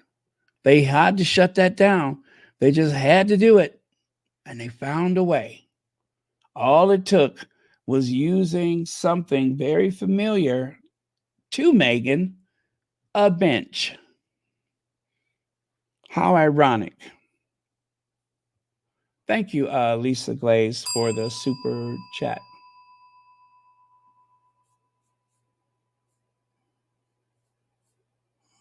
Okay. Speaking of chat, there's a link at the top of the chat, which I do believe is a Sussex friendly space. Do consider liking, subscribing, and sharing. And Catherine feels absolutely confident relying on them. They have been there for her for decades and never let her down. It is now 5 months since Kate was last seen in public, and the palace may indeed deem it necessary to give another update, whether via video or a more traditional statement, if Kate really is going to remain unseen for many more months to come. Kate revealed her cancer diagnosis in a video message released March 22nd, saying she had initially thought her condition was non-cancerous, but discovered the truth after successful abdominal surgery. And okay, let me remind people, just so that we don't forget. The 17th of January, first Kate had she had a scheduled abdominal surgery. No mention of the motorcade from December the 28th. Charles had an enlarged prostate. Again, no mention of the motorcade from December the 28th.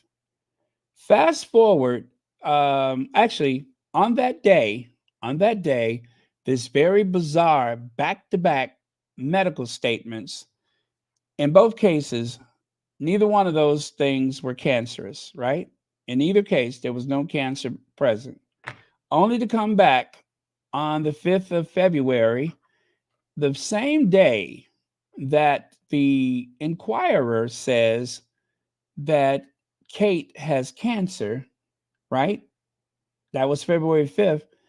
That very same day, which is the publication date for the Inquirer, I'm sure the article was written before that.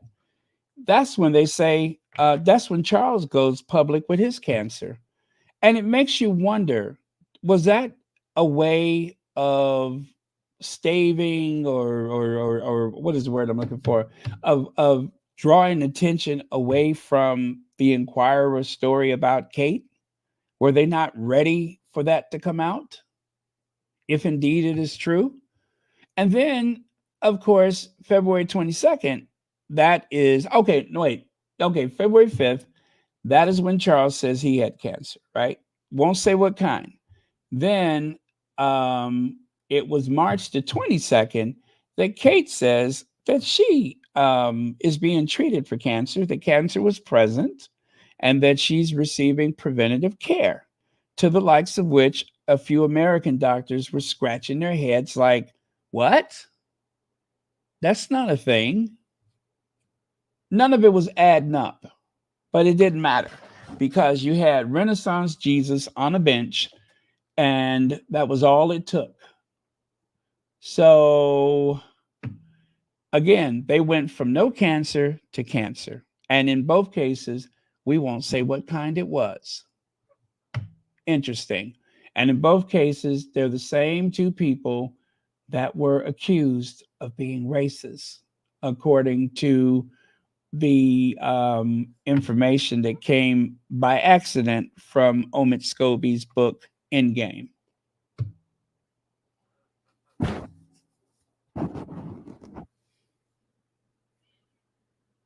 Right. And then it was in the early stages. Got it. Yeah, it was a lost opportunity. It was really a lost opportunity. And what's really tragic is that so many people are okay with Kate's behavior toward Meghan.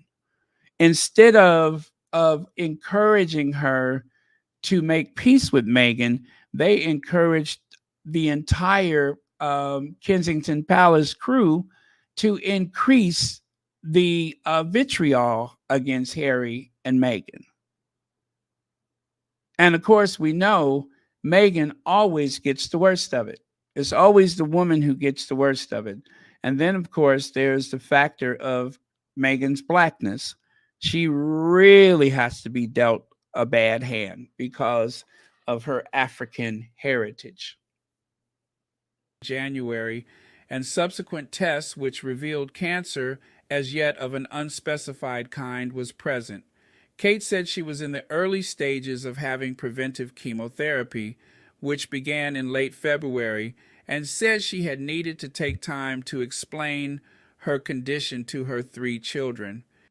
Also, it doesn't take that long for them to identify the presence of it. It should not have taken that long.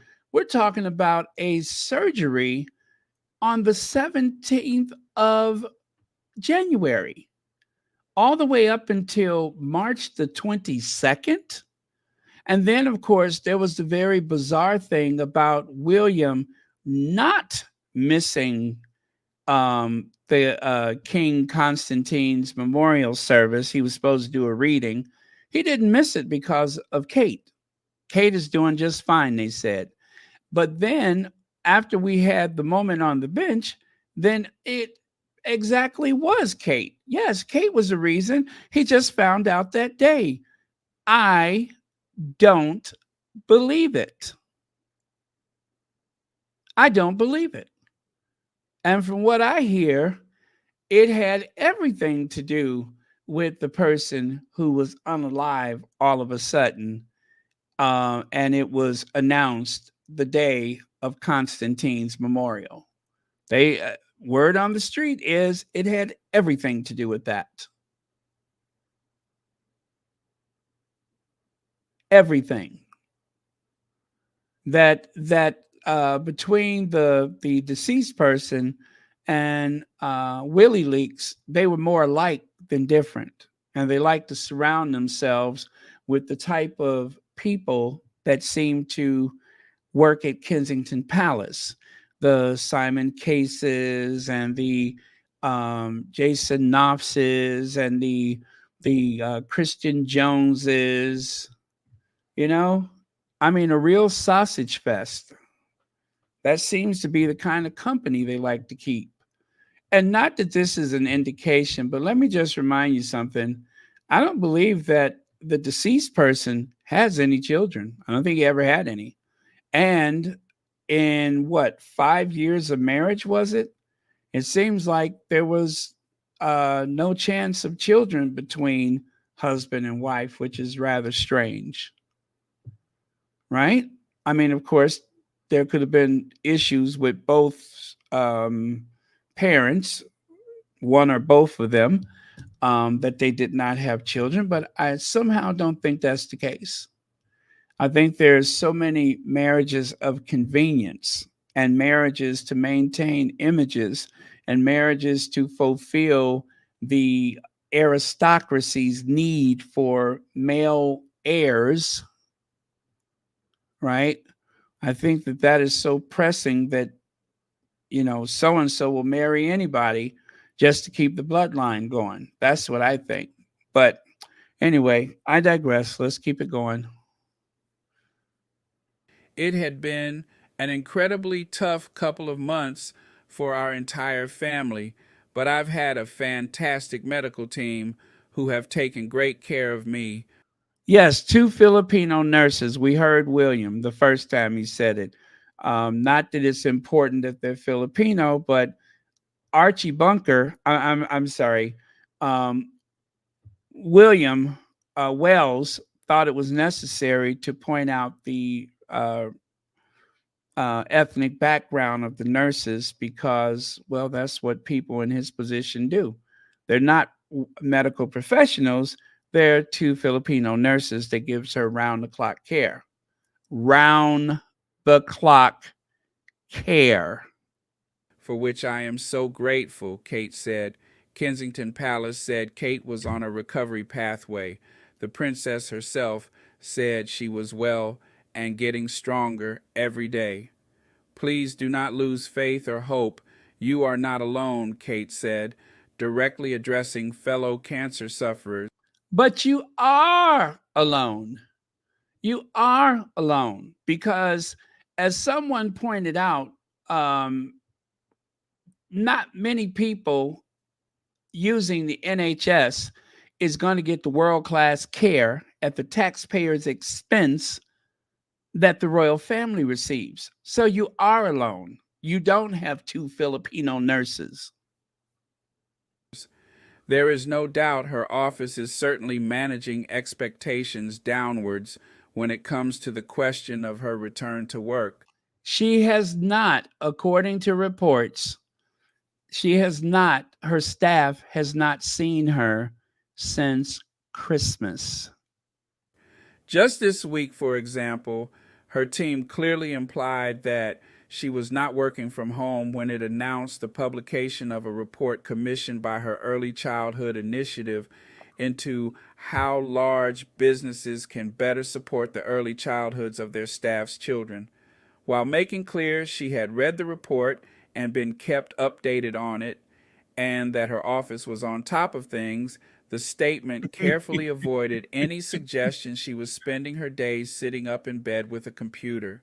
A source described as a senior royal aide went further when it came to explicitly downplaying any suggestions she had an ongoing daily workload, telling the Mail she will return to work when she has had the green light from doctors. Her office declined to comment to the Daily Beast on when Kate would next be seen in public or if she was working at home, but one courtier said the princess is continuing her recovery at home. She continued working from home. I'm trying to picture that. I'm trying to wrap my brain around the idea that she is recovering, that she is going through treatment, and all she can do is think about the early years or the shape of us or the shape of things. I find it very, very hard to believe. The space and time to prioritize her privacy, as she said in her video. There will certainly be a focus on family time next week, with her children's school on recess for half term, a 1-week holiday from school. Kate and William are expected to bail out of their Windsor home on Friday, one friend said. They are likely to spend the short holiday at the family's country house, Anmer Hall, on the Sandringham estate in Norfolk, where there is plenty of room for her mother and father, Carol and Michael Middleton, to stay, and privacy is easy to enforce thanks to a protective local community, many of whom are either friends with or work for the royals in some capacity. And let me tell you something about that. Do you guys remember the epileptic prince that suddenly disappeared from the family during the time of George V, was it? That one epileptic prince that was prone to seizures, and I believe he had like a learning disability. Anyway, at one point they listed him as part of the family, and then without ceremony, without explanation, he was banished to the countryside, where the very close-knit community of people who certainly knew who he was, they kept the secret. They kept the secret. They made no mention of it. So there would be no surprise if the neighbors had seen, let's say, a person in an iron lung or any other kind of medical apparatus being moved about and nobody says anything. That's not a surprise. That is not a surprise, because the people that work on these estates have lived there for generations. This is why they don't hire people of color in the royal family, because they want some of those groundskeepers and housekeepers and all of those people who have worked the land and lived amongst the family for generations to be a part of it, because they can keep their mouth shut. They know to keep their mouths shut or they will lose everything. They may find themselves in a tunnel in Paris, even though they've never been to Paris. So they keep their mouths shut. So that's no surprise. So whether she has been seen or has not been seen, we will never know the difference, because there is no one, and I do mean absolutely no one, on that estate, which is part of Sandringham estate. No one is going to say anything. They know better.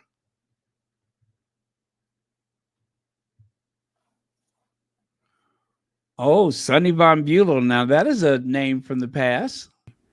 Kate and the children fled to Anmer in March when school broke up for the Easter vacation. Just hours after arriving there, Kate released her unprecedented, pre-recorded video in which she revealed she had cancer. The couple had deliberately delayed releasing the news until the school holidays had started to protect their children from unwelcome attention in the schoolyard. The Daily Beast has been told by fellow parents at the Smart Private School, which Kate's children attend, that she has not been seen at the sports matches and the other school events she and her husband usually religiously attend. However, she is understood to have done occasional school runs, one parent said, but while keeping a low profile. There have been rumors she has done drop-off, but I haven't seen her since the video, said one. We all feel very protective of her. Ask anyone at the school. They are amazing parents. There has been rumors. There has been rumors. There's no substantiated proof at all. There has been rumors. In other words, a car pulls up and drops off a car pulls up and picks up. They don't know who's in the car. They assume, because of the Royal Protection officers, that it must be Kate. It could be the nanny. It could be William playing dress up. Oops. Anyway, it could be William with a ponytail. I'm just kidding. But who knows? And yet, even though one of the biggest questions out of everybody's mouth at one point was, where's Kate Middleton?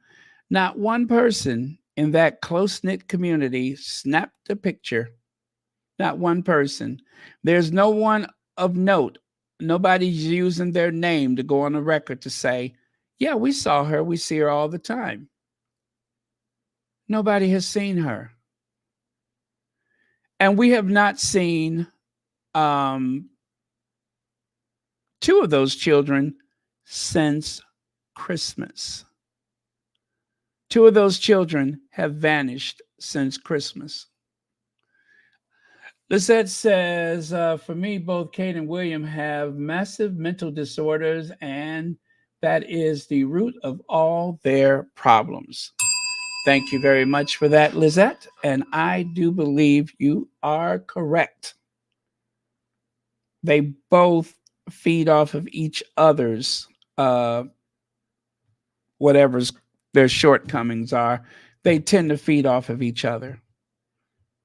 It's like someone in a 12-step program falls in love with someone. How could that possibly go wrong? How could that possibly go wrong?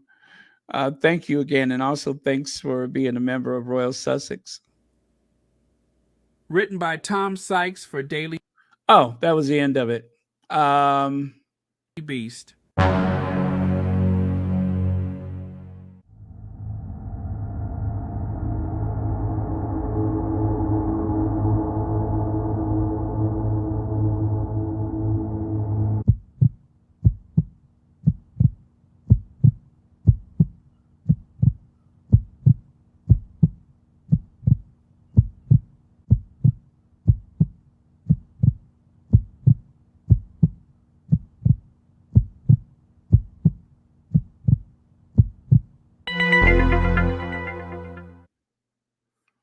Like I said, deliberately dramatic.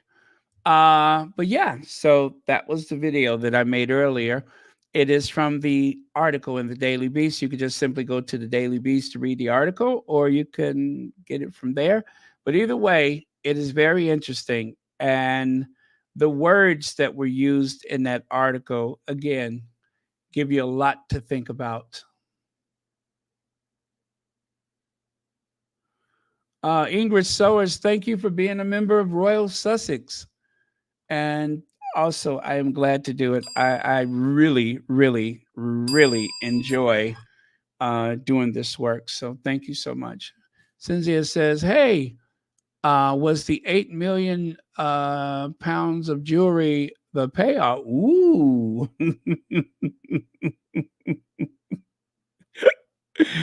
Oh, we may never know what happened to that. You know, there was something that was found in London called the Great Hoard.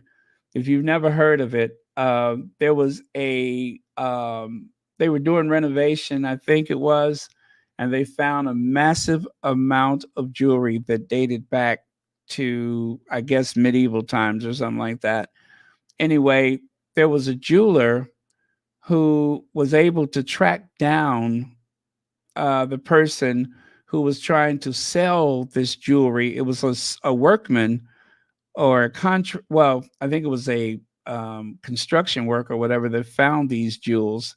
And anyway, the jewels were from, I don't know what era, but they call it the hoard, the Great Hoard or whatever, because it was a hoard of jewelry. Anyway, I suspect that that's what's going to happen with that 8 million pounds worth of missing jewels, is that someone's going to be doing some work or renovation or whatever, and a big sack of jewelry is going to come falling out of a wall or something like that. But again, thank you so much, Cynthia, and thank you for being here tonight. So I got another soundbite for you. This guy, Camilla Strikes Again. You all remember him, right? Camilla Strikes Again. And she has struck again. That doggone Camilla, she's always up to something. Always. Okay, here goes.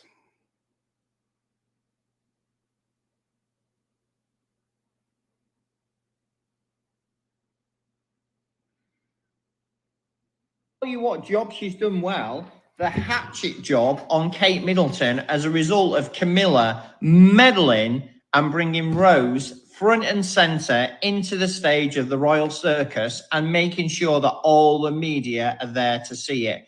But before we dig into this with receipts, you know the score. Come at me if you like. I really don't care. The comments are open. My question about how you assess the performance of any member of the royal family, and not just Camilla, would be all around, well, how do we measure what they're doing? I'm a consultant. I do it for a living. If you are delivering a piece of activity and you cannot measure the benefit of that, or you don't know how to measure the impact of that, you can't really have a vote on it to find out whether it's effective. And you certainly can't do a return on investment calculation. And you certainly can't determine whether it's good, indifferent, or bad. It's just logical. So how do we measure Camilla's performance as queen? Well, let's come up with some abstract stuff that can't be measured. Can we, from memory, identify a situation where she shone a light on something controversial that the UK needs to address? Oh, you know what? I did that one the other day. That's the wrong one. I think I did that yesterday. I'm so sorry. That's the wrong one. Oh, Lord. I don't think I saved the one from today. The Camilla Strikes Again. Let me find it. Sorry about that.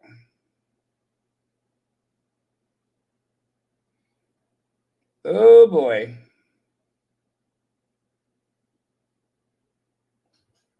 I knew I was doing too good. I dropped the ball on that one. Oh my goodness, where did I see that?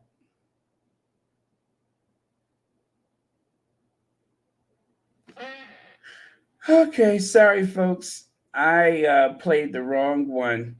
I thought that was getting off to an odd start.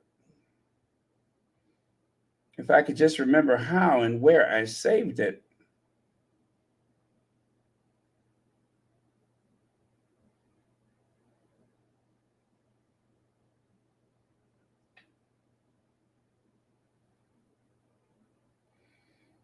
Okay, that's not working out for me. I'm going to have to come back to it. Because for the life of me, I don't remember where I saw it.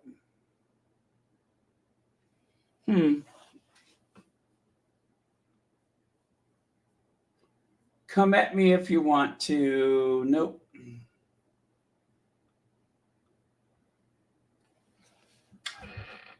Give me a second. Shan't take long, I promise.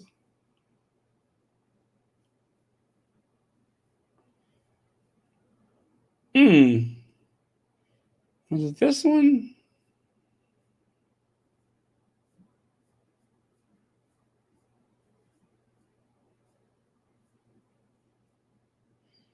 Nope, not that one.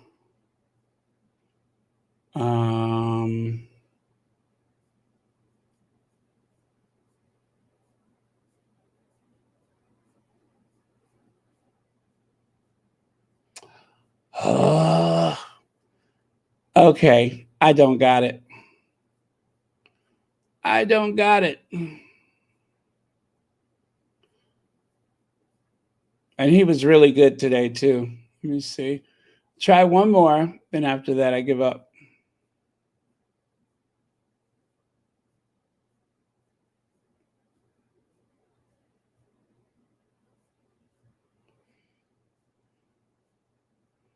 Oh man, and I was on a roll too.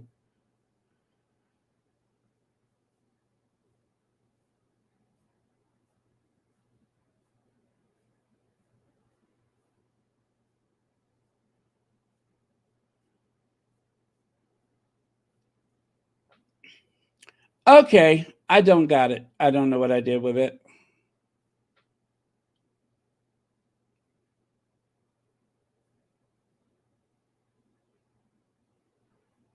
Yeah, not that one, not that one. It's got to be that one. She's messy enough to have had this one. Let me see.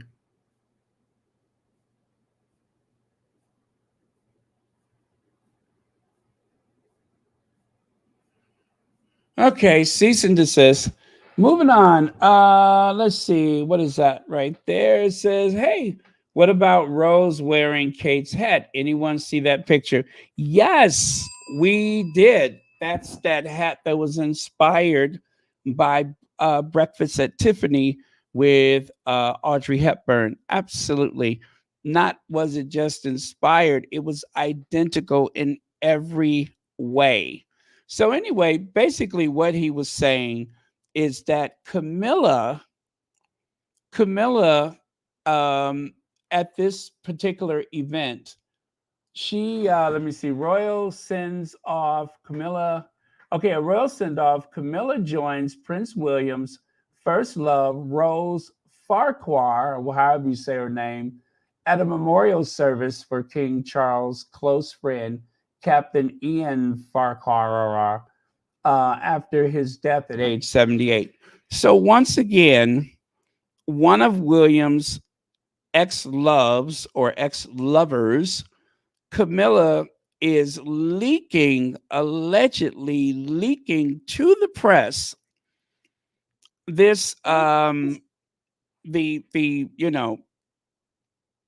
what most people would not know is that there was any association with William and this other Rose that he once had a relationship with. Again, Camilla has done it again. There was no reason in the world why anyone should have been prone, or not prone, but privileged to the information like that, but for the fact that Camilla wanted it leaked, and leak it she did. So that's why he says Camilla strikes again, because once again, Camilla is leaking some information to the press that most people would have had absolutely no awareness of. That was Camilla's doing. So, yep, he said what he said. But that was the long and the short of it. Is he is of the opinion that Camilla is deliberately doing something again to hurt Kate Middleton's feelings. So I don't know whether you believe that or not. Camilla is messy like that, so there's no reason to believe that Camilla didn't mean exactly that. Okay, I found it. I found it. Now you can hear it. With a twist from Camilla or Camilla's team into the British digital media, and it's incredibly disrespectful for Kate. Yet again, an inference, well, in this case, not actually an inference, because William did actually have a relationship with this Rose, not the other Rose. Yet again, a reference to William's previous emotional status and relationships have been leaked to the British media, whilst Kate is supposedly recovering from serious illness. I mean, unless Kate is suddenly blind and deaf, she's not going to overlook these things. She's not going to miss these things, clearly. It's almost as though Camilla is in the mix to cause the maximum amount of destruction as quickly as possible, even when Kate is supposedly recovering. What do you think? Comments are open. Stuff like Okay. So that was it. It seems as though it's deliberate. And let's recall that Kate had pulled a little stunt with Camilla at that Chelsea Flower show, among other things, where Kate was constantly upstaging Camilla. Like that whole campaign of Will and Kate, um, I guess, bypassing Charles and Camilla and going straight to the throne. That would have had to have angered even the most patient person, especially considering how petty Charles is and how cruel Camilla is. All of that information that was going to the tabloids about Will and Kate, ready to lead, ready to rule, ready to be queen, ready to be king, they should not have run those articles. And the only way these articles were created, it wasn't just an exercise of some sort of um, royalty or monarchy exercise. This was a deliberate attempt to circumvent the authority of Charles and whatever authority Camilla may have. They were trying to do something. It didn't stand a chance. Charles was going to be king, and that was it. But I do believe that Will and Kate was pulling a power play on them, trying to whip up some sentiment from the public to I thought they were trying to really shame Charles away from the throne. That's what I believed. But there was a lot of leaking and briefing coming from both houses of Windsor against one another when they were not targeting Harry and Meghan. It had really got bad.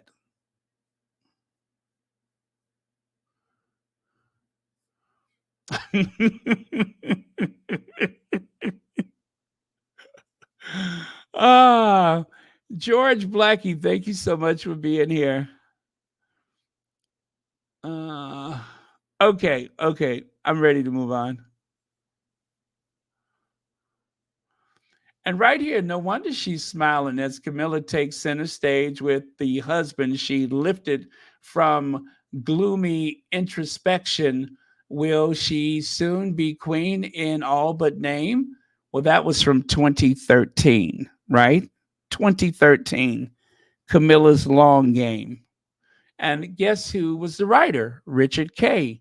Now remember, Richard Kay is unemployed now, right? He got fired, and he's looking for work. Richard Kay used to write some doozies, okay? Richard Kay would sometimes say things that the other reporters would not. Too little, too late to fall in line, don't you think? That was Richard Kay. Richard Kay had some very interesting things to say about this person and that person. Huh.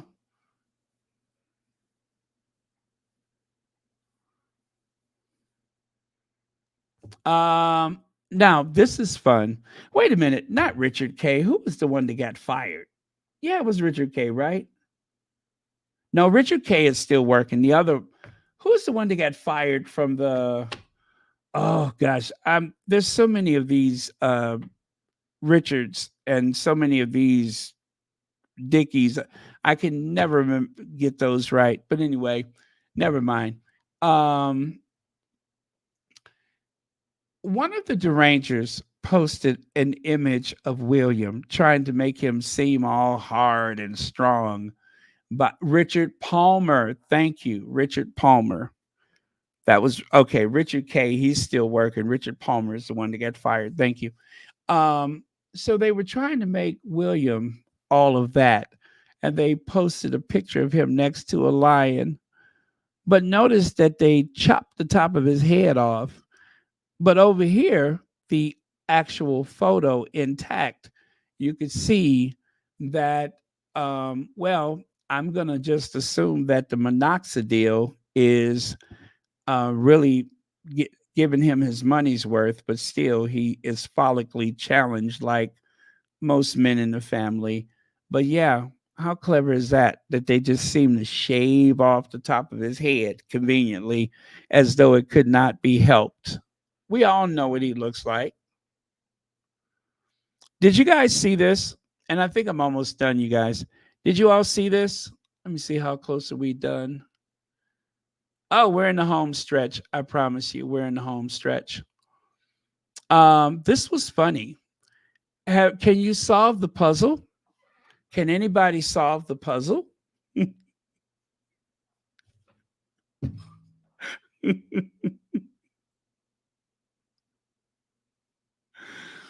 um, yes, I'd like to solve it.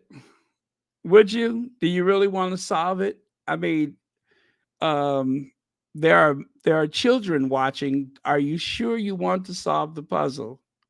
Yes, Pat, I want to solve it. Okay.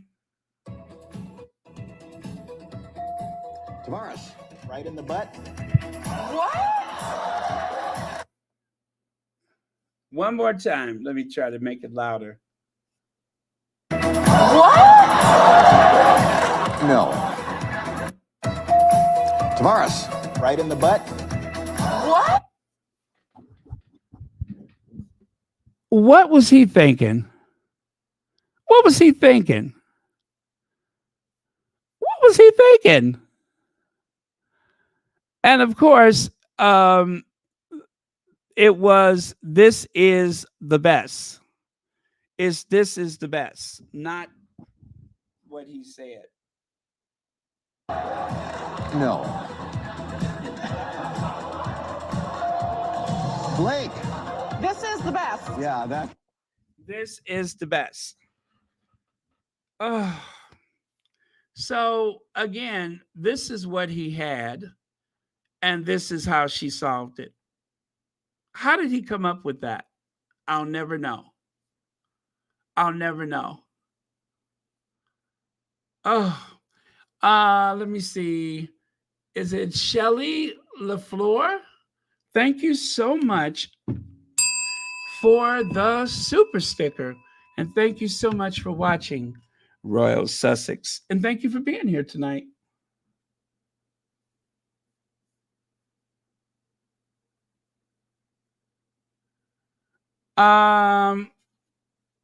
Yeah, that's what he said. That's what he said. Unbelievable. Unbelievable. Now, we're going to end with this. She is the first Black woman to fly in the U.S. Air Force. Now this trailblazer is making her final flight. She's been flying planes, both military and commercial, for about 43 years, breaking down barriers after barrier along the way. But on May the 23rd, Captain Teresa Claiborne will land her final flight at Newark Liberty International Airport in in New Jersey, after traveling from Lisbon, Portugal, with her friends and family in tow. I've had a great career. Claiborne, is it Claiborne? Told CNN travel via Zoom shortly before setting off for Lisbon. And it's time for me to park the brakes for the final time on a big airplane. And of course, she flies one of the most technologically advanced aircraft ever, the 787 Dreamliner.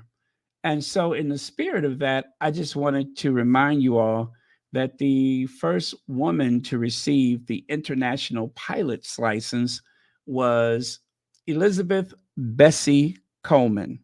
She was from Chicago, and she was a manicurist. And reading about how aviation was taken off at the time, she wanted to be a part of it, but she could not get any training because no one would train a Black woman, let alone a Black person, to fly a plane. So when she heard about the jazz musicians going to Paris and getting all this fame and notoriety, she decided that she would leave Chicago and somehow go to France, where she tried to sign up at a um, air school, air training, flight training, and they told her, "You know you black, right? Uh huh. And you are a woman. That's right. No." Well, anyway, because of her persistence and because she learned to speak French, finally somebody gave her the opportunity that she needed to fly. And fly she did. And unfortunately, Bessie Coleman could not, I mean, there wasn't much of an airline industry as it was, but she ended up working for the circus doing stunts. She was a stunt pilot. And unfortunately, she was thrown from her plane at a very young age and died instantly. But her legacy lives on. I think she's in a unmarked grave somewhere in Florida right now. But there was a monument placed at that particular cemetery to honor her. So, black women in aviation has come a long way. And from the looks of that photo right there, you can see black people in aviation, male and female, have come a long way. And there she is standing inside of one of those huge engines. I think that one is for the Dreamliner. Um, yeah, I believe that is possibly the Dreamliner engine. And there she is in her military days. And take a look here. Once she's landed the United Airlines 787 Dreamliner in Newark, Claiborne will receive a water cannon salute to mark as a mark of respect that sees two fire engines use their water cannons to create a huge arch over the plane. In other words, the Arc de Triomphe, a triumphant arch, will be created using water cannons. Oh, and there she is, a fighter pilot. Check that out. Wow. And is that the notorious RGB, Ruth Bader Ginsburg? I think it is. Yeah, I do believe it is. So, yeah, she's come a long way, baby. A long way. So, cheers, Godspeed, and thank you for being such an inspiration.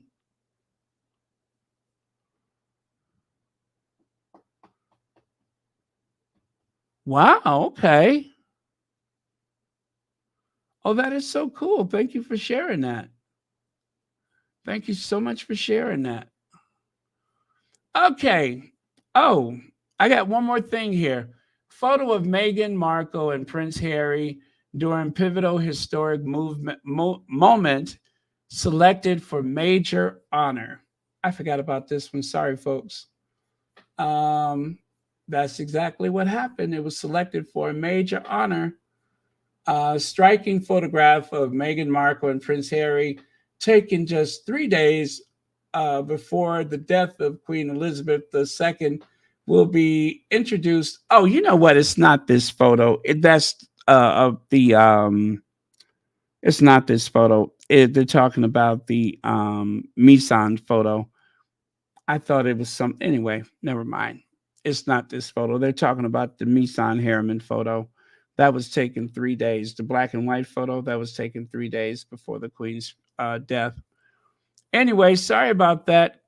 But anyway, I love this photo too.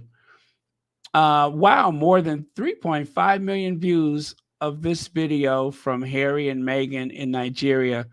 Thanks for following, says Speary People Mag. Anyway, this person works for People Magazine, and thanks to him, we got a lot of those images and videos from the trip to Nigeria that otherwise would have been impossible. So he has gained a lot of followers on his Instagram account, and we have had a firsthand view of the things going on in Nigeria thanks to him. So that was very cool.